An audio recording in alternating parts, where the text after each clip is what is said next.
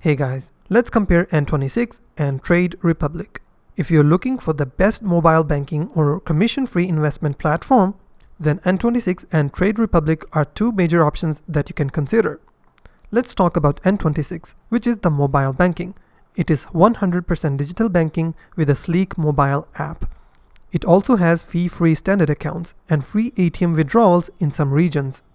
It also has instant payments and transfers via SEPA Instant and N26 Spaces. It also has N26 Mastercard with premium plans offering extra perks. It also has security and insurance options for added protection. So now let's talk about Trade Republic, which I can describe it as investing made simple. So Trade Republic is a commission-free trading for stocks, ETFs, and crypto. It also has fractional shares, which means you can invest with small amounts. It also has automated saving plans starting from just €1.